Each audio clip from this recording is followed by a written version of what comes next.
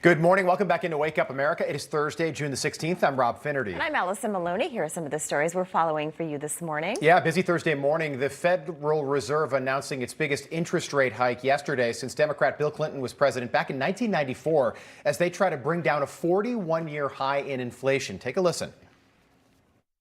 The current picture is plain to see.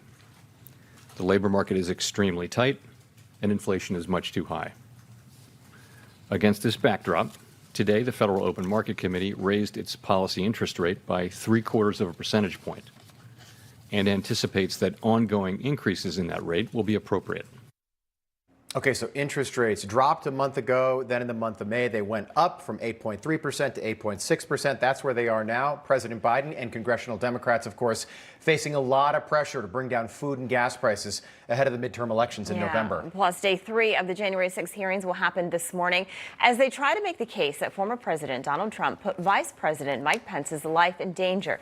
But is this really more about blocking the former president from running again in 2024? We'll get into that in just a moment. Plus, a major setback on the baby formula front. Abbott Labs in Michigan had to halt production less than 2 weeks after reopening their doors because of severe storms hitting the Midwest, causing major flooding. The company says the infant formula shortage could be out of commission for the next 2 weeks as they get back up and running as a result of these storms. All of that coming up this morning on Wake Up America. But first, after the first prime time hearing last Thursday night, the January 6th committee holding those hearings in prime time, haven't seen that done in a long time. The hearings will continue this morning after a delay yesterday. They'll start at 10 a.m. Eastern. But is this really the issue that matters to the majority of Americans right now with gas and inflation at record highs? For more on this, let's welcome in Montana Congressman and member of the House Veterans Affairs and Natural Resources Committees, Matt Rosendale. Sir, welcome back to Wake Up America. Good morning. Good to be with you guys again. Yeah, great to have you. Congressman, so the chair of the House committee said that the panel, they're not going to make any criminal referrals, even though its leaders had previously hinted at the possibility of doing so. What's been your biggest takeaway so far of this? Because we heard Liz Cheney at the start of it say, you're going to hear, but there really hasn't been any big bombshells. Right. There hasn't been. This is like the worst put together reality TV show that we've seen come across the screen for several years now. It's like watching a football game with one team out on the field. You can pretty well predetermine what the outcome is going to be. And so they're using this scripted program for nothing more than to create commercials to run for Democrats in 2022 and against Trump in case he does actually run for president again in 24. It's a very, very large waste of the taxpayers' money, and we're not seeing anything substantive come from this this hearing, so-called hearing. A hearing's supposed to have members of both parties there participating, but we really don't have that, as you guys are very familiar with. Yeah. And so at the same time, we've got all of these major issues facing the country. This has been the priority of the Democrats, and it's quite unfortunate. Well, they made a big deal out of the ratings on Thursday night. Of course, 6 networks aired this, so they had about 20 million viewers. To put that into perspective, the NBA Finals had about 11 million over the weekend. So, you know, they had a lot of people watching, again, over 6 networks, but when they had the hearings on Monday, the numbers were back down to right around 3 million. So again, that's spread out over several networks. I want to play you a soundbite from one of the Democratic members of the committee. Take a listen to this, and then I just want to get your reaction to what she says. Listen carefully.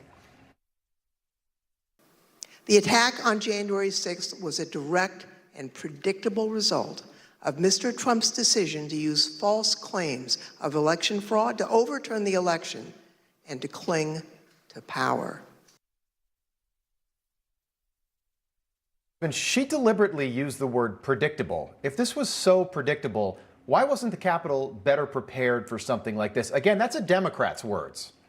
Exactly. Rob, that's exactly what I was going to say. If it was so predictable, why is it that they didn't utilize the 20,000 National Guard troops that the president himself had authorized and offered to have up? Why is it that the Capitol Police weren't better equipped? If we had prepared for the large gathering of people that came on January 6th, then no one would have even gone anywhere near the Capitol. This information was shared with Nancy Pelosi. We know that. And these are the questions that aren't being asked. Why was it that Nancy Pelosi did not accept the additional support from the Capitol Police? Why was was it that Mayor Bowser did not accept the additional National Guard reinforcements to make sure that the Capitol was protected? If that had happened, then we wouldn't even be having this conversation today. We wouldn't have had to endure 3-4 months worth of our Capitol being fenced off so that the members of Congress had to fight through barbed wire just to get to work on a daily basis. Again, this is nothing more than scripted so that the Democrats can make commercials. Meanwhile, the inflation rate is spiraling out of control. People are paying $5 a gallon for gasoline. We had 105,000 people die in our country last year from drug overdoses, most of that from fentanyl coming across the southern border. And the Democrats are doing absolutely nothing about these very, very important issues. Yeah, I have a feeling that they won't be asking those questions about Nancy Pelosi at this hearing. Congressman, I do want to quickly get to what's going on in your state, weather really impacting your state. You co-signed a letter to President Biden urging him to approve Montana's request for a major disaster declaration as a result of severe weather and substantial rainfall. How has it been received? And tell us what you're looking for.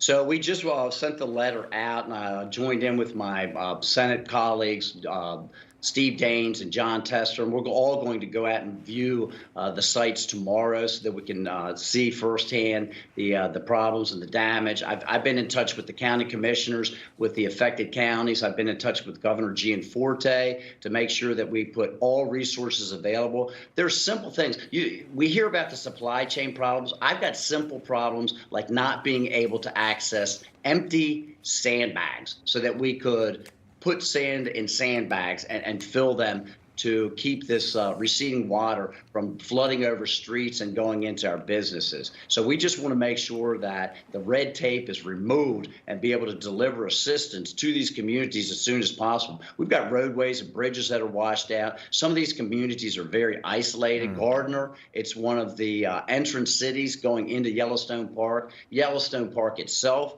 has suffered extreme damage. I've been in touch with Superintendent Shawley. There's a lot going on there. We just want to make sure that we get red tape cut out of the way so we can deliver resources to those communities immediately. We hope you get it, sir. Sorry to hear about that. Keep us posted. Of course, we're thinking about everybody in the state of Montana right now, especially, Yellowstone. You think about how popular Yellowstone is this time of year. Those parks were closed for a period during COVID. They need that money. They need people traveling to our national parks. And those gateway communities need it as well, Rob. Yeah. They really do. Congressman Matt Rosendale, come back and see us soon. Good spending some time with you this morning. Thanks, Rob. Thanks, Allison. Thank you. Hey, I'm Rob Finnerty. Thanks for watching. If you enjoyed this video, please join the conversation in the comments below. Don't forget to subscribe, too. Hit the bell icon to be alerted to breaking news. And remember, there's a whole lot more on Newsmax TV, America's fastest growing cable news network. Newsmax TV, we're real news for real people.